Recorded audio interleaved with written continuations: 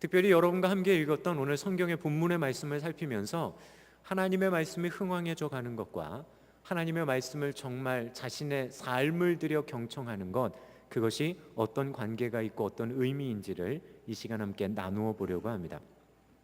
저희는 지난 시간 헤롯 그 사람의 죽음이 우리에게 주는 교훈들을 잠시 생각을 해봤습니다. 사람들의 인기에 목말라 살았던 사람, 출생적으로나 성분적으로나 유대인이 아니었던 사람이 유대인의 왕이 되다 보니까 늘상 그 유대인들의 인기에 목말라 하고 있고 그들의 인정을 받으려고 할 수밖에 없었던 그 헤롯 왕과, 특별히 베드로의 그 사건 가운데 헤롯 아그리파 1세가 행했던 모습을 통해서 사람의 인정을 받고 사람의 관심을 받으려고 하는 사람이 끝내는 나중에 어떻게 될 수 있는지를 우리는 함께 생각을 해봤습니다. 사람들이 좋아서 헤롯을 칭송한 것도 아닙니다.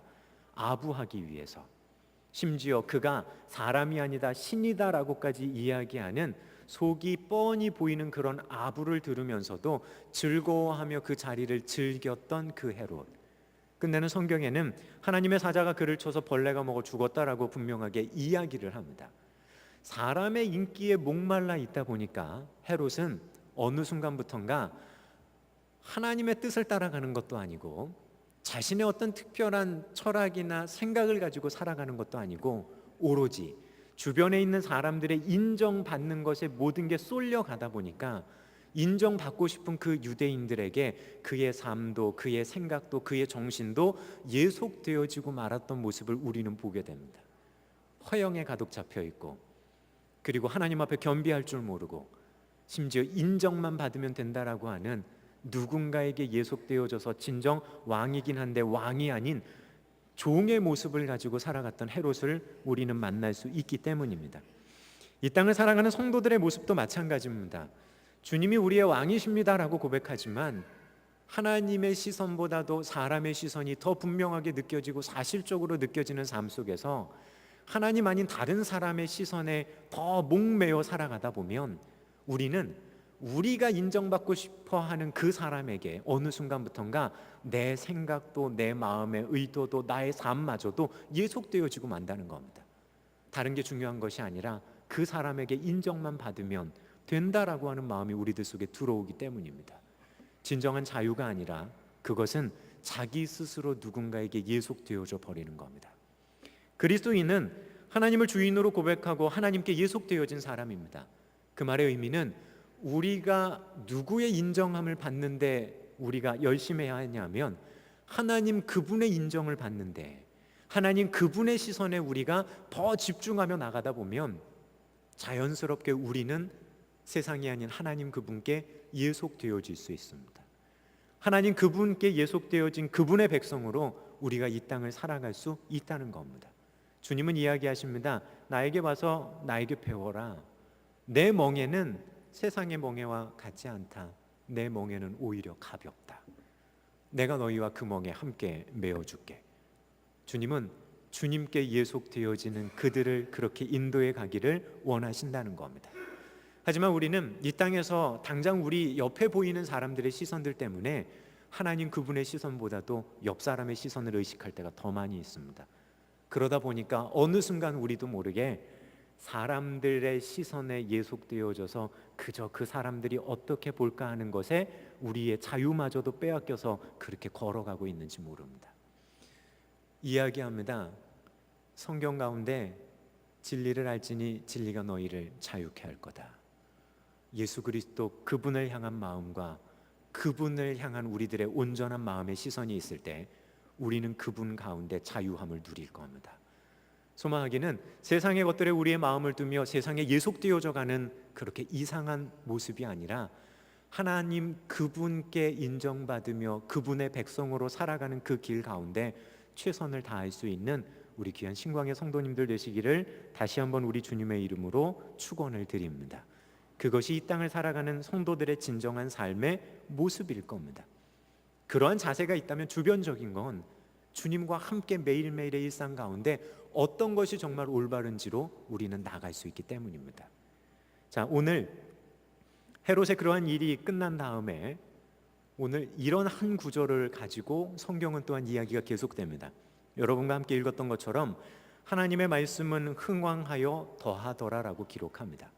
자, 근데 저희가 오늘 여기서 조금 주의 깊게 살펴봐야 할 부분은 사도행전이 가지고 있는 구조적인 위치들 속에서 사도행전 12장과 13장은 큰 변화가 있습니다.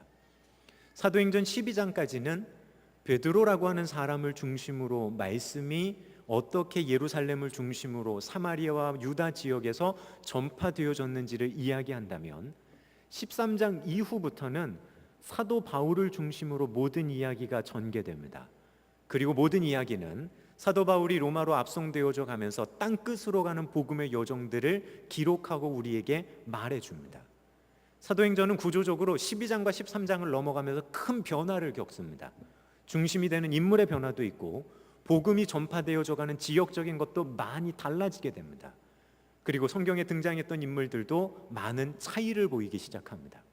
구조적인 그런 차이들 속에서 오늘 사도행전을 기록하고 있는 의사 누가는 어쩌면 12장을 끝내는 이 시점에 헤롯이 그렇게 됐대, 베드로가 이렇게 퇴장했지로 마무리하는 것이 아니라 중간 결론과도 같은 이야기를 지금 한마디 해주고 있습니다.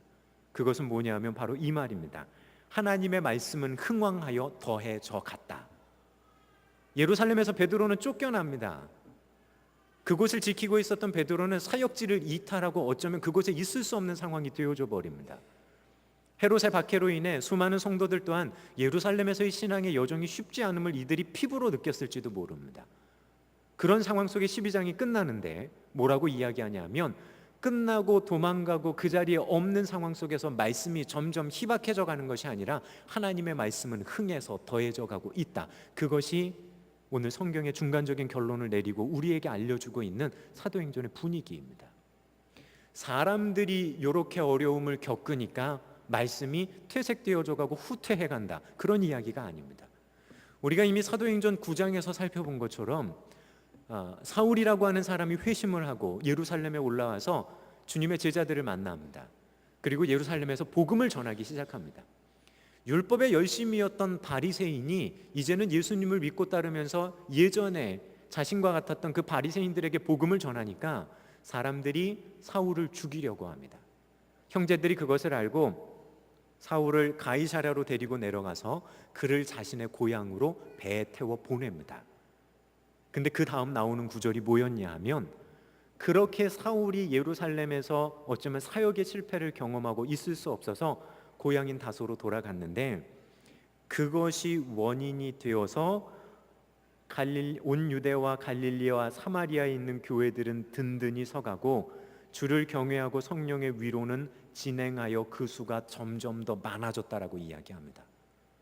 틀림없이 사역은 실패한 겁니다. 원인과 결과를 놓고 봤을 때는 사울이 그랬다고 한다면 말씀은 오히려 어려움을 겪고 있습니다라고 하는 것이 어법적으로도 맞습니다. 근데 분명하게 헬라어 접속사는 사울이 그랬던 것 그것 때문에 교회는 더 이렇게 든든히 되어져 갑니다. 사울이 문제였다는 것이 아닙니다. 우리들이 때로는 복음을 전하면서 겪는 어려움들, 힘든 여정들, 그것마저도 하나님은 선용하시고 사용하셔서 그것을 원인으로 해서 하나님은 복음이 전해져 가는 일들 가운데 그들의 실패마저도 사용하셨다는 겁니다. 누가 잘했기 때문이 아니라 하나님의 의지가 거기 있으시다는 겁니다. 사도행전 1장 8장을 통해서 1장 8절을 통해서 성령이 너희에게 임하시면 너희가 권능을 받고 예루살렘과 온 유대와 사마리아와 땅끝까지 이르러 내 증인이 될 거야. 하나님의 의지셨습니다. 성령이 강림하고 수많은 사람들에게 복음이 전해져서 그들이 예루살렘을 넘어 사마리아로 그리고 땅끝으로 가는 여정들 속에 하나님이 그 의지를 가지고 계셨다는 겁니다.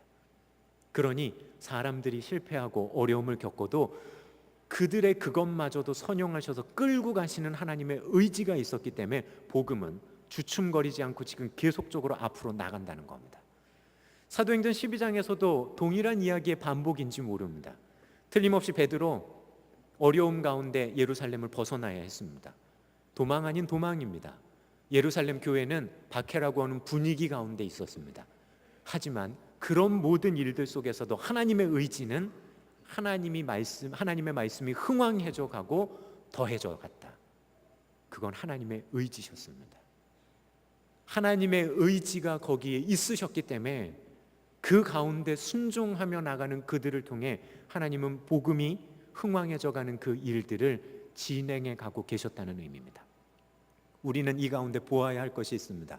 주님, 제가 잘 돼야지 복음이 확장되는 데 도움이 되지 않겠습니까? 주님, 제가 잘 돼야지 하나님이 영광 받으시지 않을까요? 반대도 가능합니다. 하나님의 의지가 분명하시니까 때로는 나의 부족함마저도 선용하실 하나님을 기대합니다. 그것이 성경 가운데 분명하게 보여지고 있는 하나님의 의지를 따라 살아갔던, 그 뜻을 따라 살아갔던 사람들의 삶이기 때문입니다.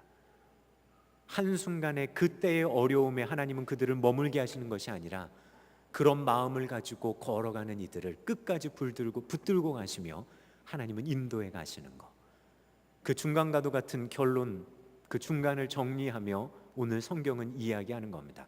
12장까지 나왔던 모든 어려움들, 이런 일이 있었지. 그걸 통해서 하나님의 말씀은 흥왕해져 가고 더해져 가고 있었습니다.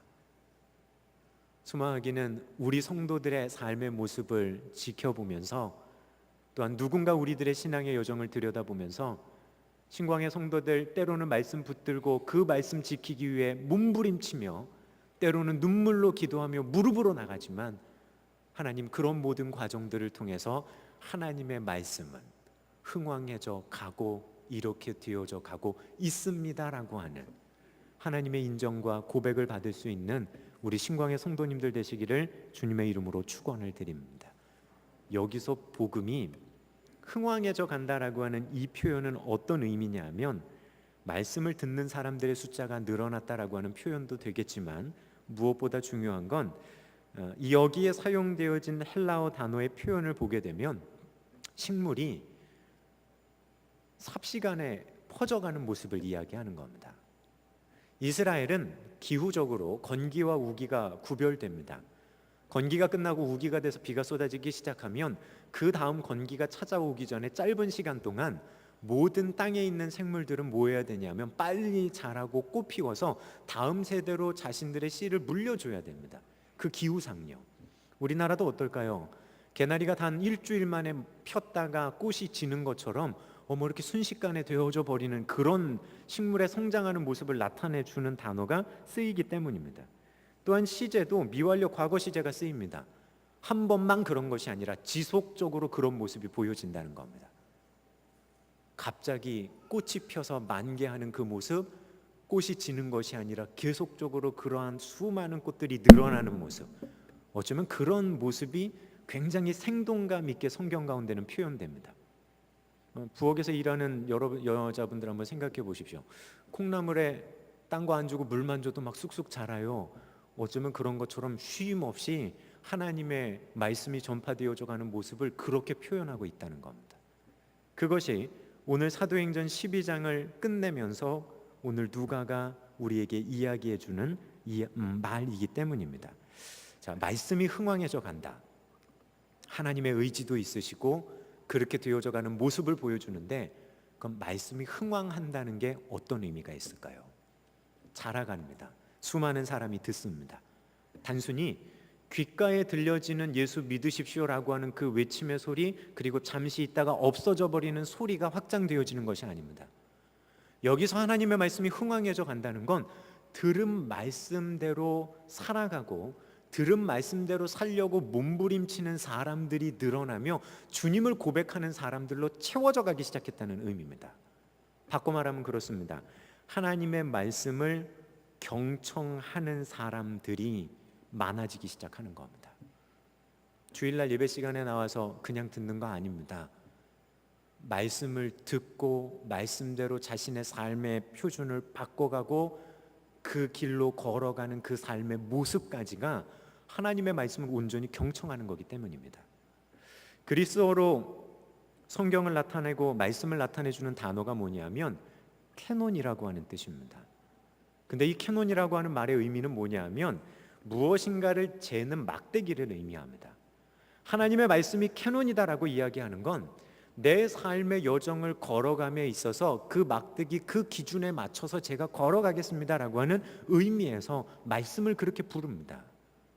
내 삶에 하나님의 말씀이 캐논이 되어진다라고 하는 건 내가 오늘 그냥 귀로 들었습니다, 내가 오늘 한 구절 읽었네요가 아니라 나에게 들려지고 읽어진 그 말씀이 내 삶을 움직여가고 내 삶의 기준이 됩니다라고 하는 것이 하나님의 말씀을 말씀으로 고백하는 겁니다. 진정한 의미에서 하나님의 말씀을 경청한다라고 하는 의미는 거기까지가 경청입니다. 교회에 나와 여러분들 설교 시간에 30분에서 40분 정도 앉아서 내가 말씀 들었어, 경청했어, 그것이 경청이 아니라 들은 말씀대로 나의 내면이 바뀌고 내 삶이 바뀌어서 나의 삶이 캐논 되신 말씀에 맞춰져 가는 그것까지가 하나님의 말씀에 경청하는 겁니다. 아버지가 명령합니다. 예, 그렇게 하겠습니다. 그리고 안 합니다. 그건 말 들은 거 아닙니다. 오히려 처음에는 싫어요라고 얘기했지만 마음을 뉘우치고 아버지의 뜻대로 가서 행하는 그것이 끝내는 하나님의 말씀에 경청하고 하나님의 말씀을 듣는 삶입니다. 오늘 성경의 말씀이 흥왕해져 갔다라고 하는 의미는 그 의미입니다. 자신의 삶의 기준들을 말씀의 기준에 맞추고 자신의 삶의 우선권을 하나님께 맞춰서 그들의 내면과 삶의 기준을 바꿔가는 그런 거, 그런 사람들이 많아지고 그렇게 주님을 고백하는 사람들이 점점 많아져 가는 그런 말씀의 흥왕함이 있었습니다라고 하는 보고를 우리에게 하고 있는지 모릅니다. 여러분들은 어떠십니까? 말씀을 경청하십니까? 귀로만 듣는 거 아닙니다. 눈으로만 읽는 거 아닙니다. 흥황해져 감의 의미를 들여다본다면 내가 하나님의 말씀을 듣고 말씀대로 움직여 가십니까? 그것까지가 경청입니다. 우리 흔히들 그런 농담들 많이 합니다. 하나님께서 사랑하는 자에게 뭘 주신다고요? 잠을 주신다고요. 그러면서 때로는 설교 시간에 피곤해서 졸 수도 있겠지만 뭐라고 얘기합니까? 졸면서 하나님이 사랑하는 자에게 잠을 주신다지 않냐고. 근데 성경의 원문 들여다보면 그런 뜻이 아니에요. 성경의 원문은 하나님이 사랑하는 그 사람에게는 그가 잠잘 때에도 복 주신다는 이야기예요.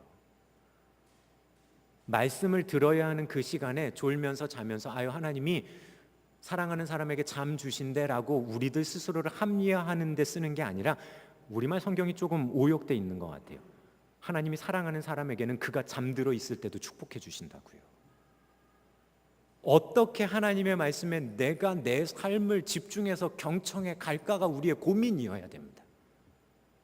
때로는 말씀을 읽고 말씀에 내 마음이 반응하기 위해서 때로는 힘들어서 세상 가운데 졸 수도 있겠죠. 하지만 졸리니까 자가 아니라 허벅지를 꼬집어 가면서라도 듣기 위한 몸부림이 주님 앞에 있다면 하나님은 그런 사람들에게 그가 잠들 때에도 하나님 복 주신다고요.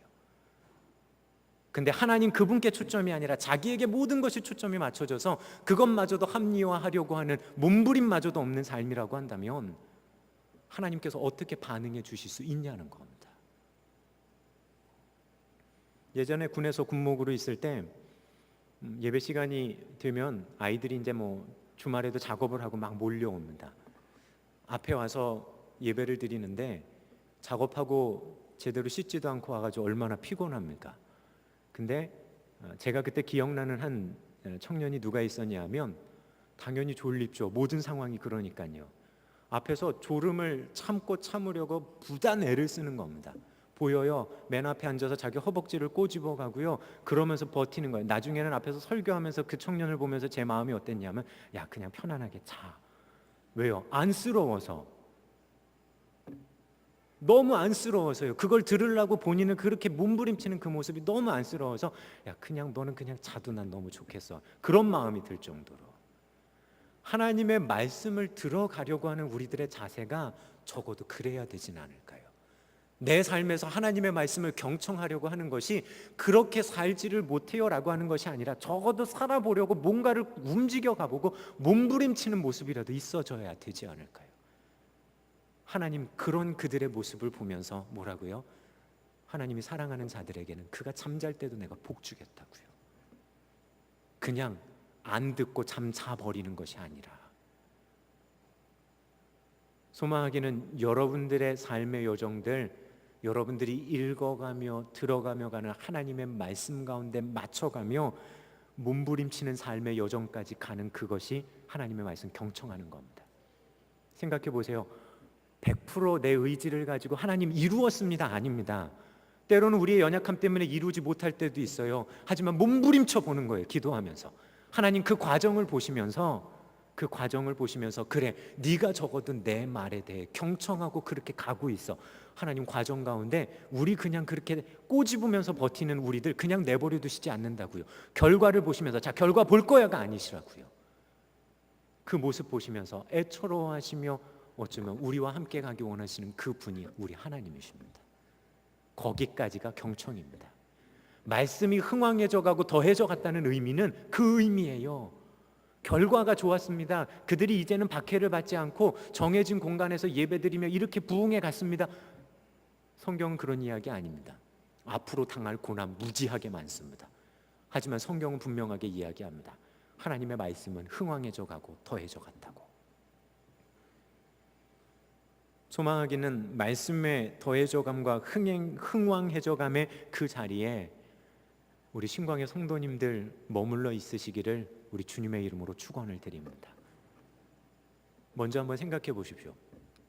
주변을 보는 게 아니라 나의 삶에 있어서 나의 삶의 모든 영역에서 하나님의 말씀이 지금 흥왕해져 가고 있는지 여러분들 한번 점검해 보십시오. 흥왕이라고 하는 말이 좀 이해가 안 되면, 좀 마음에 이렇게 쉽게 안 와닿으면 나의 삶의 모든 영역에서 하나님의 말씀이 경청되어지고 있는지 한번 보십시오. 나의 삶의 모든 영역에서, 남편과 아내와의 관계에서도, 자녀와 부모와의 관계에서도, 그리고 세상의 직장이라고 하는 영역에서도, 심지어 교회 안에서의 영역도 마찬가지겠죠. 심지어 세상의 물질적인 생활에 대해서도, 세상에서 내가 살아가는 어떤 특별한 어떤 봉사와 헌신의 자리에서도 나의 삶의 그 모든 영역에서 하나님의 말씀은 경청되어지고 있는가? 그것이 바로 내 삶 속에서 하나님의 말씀이 흥왕해져 가는 그러한 모습이기 때문입니다. 말씀을 통해 하나님의 마음을 헤아리고 하나님의 마음, 그 사랑을 알아서 하나님 원하시는 그 방향대로 내 삶의 모든 영역을 맞추어 가고 있냐? 그것이 맞추어져 가고 있다면 그 사람의 삶 가운데서는 이미 하나님의 말씀은 부흥하고 있는 겁니다. 부흥이라고 하는 이야기를 단순히 숫자가 늘어나고 뭐 이런 거, 그게 아니라 내 삶의 영역에서도 지금 말씀이 그렇게 흥왕하고 부흥하고 경청되어져 가는 일들이 넘쳐날 수 있다는 겁니다. 말씀에 대한 열정이 있고 말씀을 즐거워하고 묵상하며 말씀을 끊임없이 내가 걸어가는 내 삶 속에 하나님의 뜻으로 해석해낼 수 있는 그 마음이 있느냐, 그리고 말씀을 통해서 해석되어진 내 삶의 그 하나님의 뜻들을 이루기 위한 몸부림이 있느냐, 그것이 말씀이 우리들 속에 흥왕해져 가는 겁니다. 결과를 보고 이야기하지 마십시오. 결과는 때로는 이룰 수도 있지만 못 이룰 수도 있습니다. 때로는 하나님께서 허락하실 때도 있지만 허락하지 않으실 때도 있습니다. 중요한 건 그 과정에 내가 하나님의 말씀을 기준의 잣대로 삼고 좌로나 우로나 흔들림 없이, 예, 맞습니다, 하나님 말씀이 기준되어져서 내 속에서 주의 말씀이 경청되어집니다. 그 몸부림이 있느냐는 겁니다. 저는 개인적으로 그 몸부림 자체가 우리들 속에 하나님의 말씀이 경청되어지고 있다는 것으로 저는 그렇게 생각합니다. 결과를 보고 얘기하는 것이 아니라. 그러기 때문에 무릎으로 기도하고 눈물로 기도하는 겁니다. 쉬운 길 있지만 어려운 길 가는 겁니다. 큰 길 있지만 좁은 길 가고 좁으면 들어가는 겁니다. 그것이 하나님 그분의 말씀이 내 삶에 경청되어지는 모습이기 때문입니다. 또 한 가지 생각해 보십시오. 여러분이 함께하고 있는 여러분들의 공동체 가운데, 작은 모임 가운데서 하나님의 말씀이 경청되어져 가고 계십니까? 서로 모여서 이야기를 나누는데 서로를 도전하는 하나님의 말씀이 이야기되어지고 서로의 삶에 있었던 하나님의 말씀들이 나누어지고 있습니까? 그렇게 나누어져서 저 말씀 가운데 저분은 저렇게 반응하며 나갔고 내가 지금 현재 당하는 상황이 비슷한데 그래 나도 저렇게 반응해야 되겠다. 그렇지, 하나님의 말씀이 저 상황 속에서는 저렇게 기준이 되어지지. 그렇게 주의 말씀이 나누어지며 주의 말씀이 하나하나 되어져 가고 계십니까?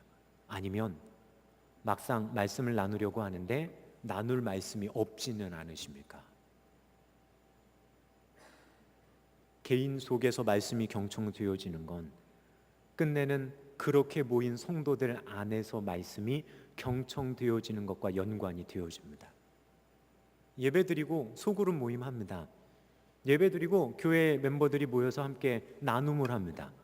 근데 나눔 속에 나눌 하나님의 말씀이 없는 겁니다.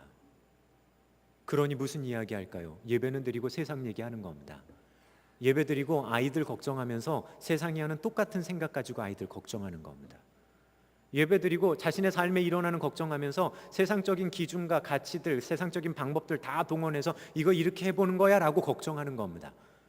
바꿔 말하면 그렇습니다. 지혜를 얻는 것이 아니라 하나님의 말씀이 경청되어진 적이 없기 때문에 나눌 말씀이 없는 겁니다. 그것이 어쩌면 공동체 가운데 조심해야 될 부분입니다. 방금 전까지는 예배 드려놓고 나누는 이야기는 세상 이야기합니다. 세상의 기준과 가치관을 이야기합니다. 아닙니다.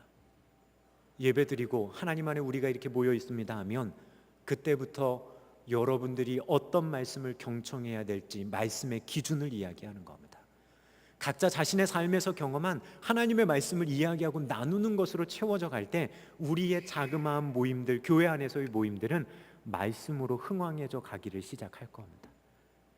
소망하기는 신광교회의 작은 모임들 가운데 하나님의 말씀으로 하나님의 말씀이 경청되어지는 일들로 채워져 가는 우리 귀한 신광의 작은 모임들 되시기를 주님의 이름으로 축원을 드립니다.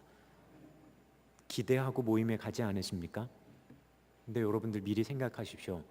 누가 이야기 나누는 것만 들으려고 하지 마십시오. 나누기 위해 하나님의 말씀을 경청했던 여러분들의 삶이 여러분의 공동체를 하나님의 말씀으로 채워가며 하나님의 기준으로 흥왕해 갈 수 있습니다. 당신이 먼저 해주십시오가 아닙니다. 여러분이 먼저 하십시오. 이 시간 말씀 듣는 여러분들이 먼저 하겠다라고 하는 마음으로 먼저 하십시오. 그러면 하나님 그런 그들을 축복하시고 그런 그들의 삶의 여정 가운데 함께 하실 겁니다. 우리가 또 한 가지 기억해야 될 것이 있습니다. 하나님의 말씀이 흥왕해져 가고 하나님의 말씀이 이루어지는 부분에 있어서는 이 땅의 마지막 날, 곧 오시겠다고 이야기하신 주님이 다시 오시는 날, 예수 그리스도를 믿지 않는 사람들에게도 말씀은 응할 겁니다. 하나님이 오셔서 심판하시겠다라고 하는 그 자리에 믿는 사람이나 믿지 않는 사람이나 다 쓸 겁니다. 예수를 몰라도 그날은 하나님의 말씀이 응할 겁니다. 주님이 이야기하시는 것처럼 그때 오셔서 세상을 심판하시겠다는 그 자리에는 예수 믿는 사람들에게만 응하는 말씀 아닙니다.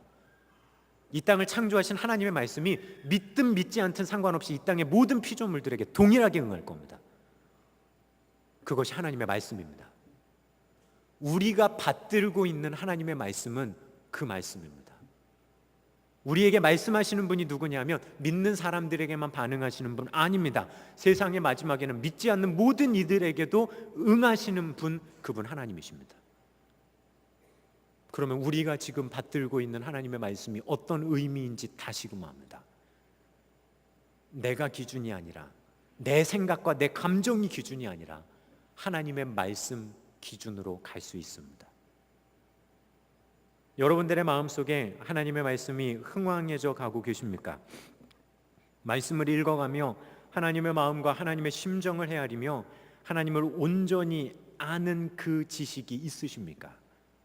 하나님을 아는 지식이 없어서 이 백성이 망한다라고 이야기하는 그 예언자의 심정처럼 하나님께 예배하기는 하는데 그 하나님의 말씀이 단 한 번도 내 삶에 캐논이 된 적이 없어서, 하나님의 말씀을 경청한 적이 없어서, 입으로는 하나님 이야기하지만 그 하나님에 대해서 자신의 삶으로 경험해 보거나 알아본 적이 없는 그런 모습이 되지 않아야 한다는 겁니다.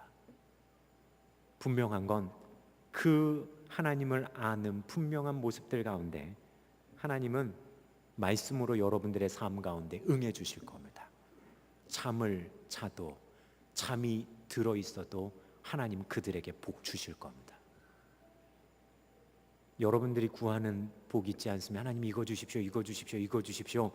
그 복 이전에 내가 잠들어 있고 내 의식이 쉬고 있을 때도 복 주시는 하나님,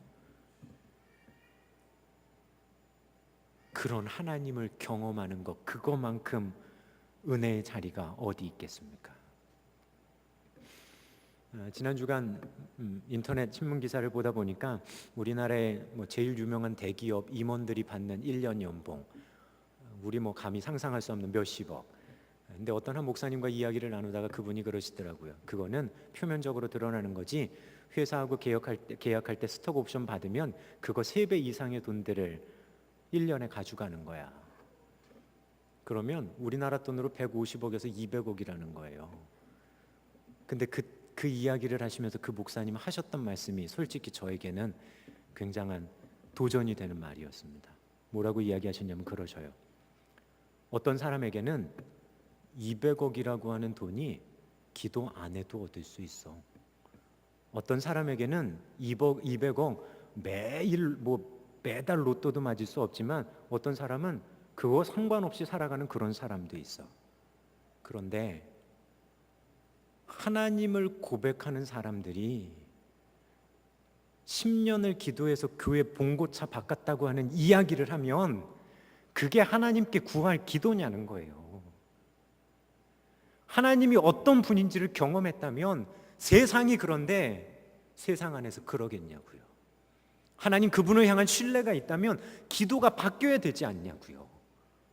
10년 기도해서 봉고차 하나 바꾸는 그 기도가 아니라 하나님의 백성으로서 어떤 기도를 드릴 건지, 하나님 그분을 신뢰하는 사람으로 내가 어떤 마음을 품고 하나님 앞에 지금 기도하고 있을 건지,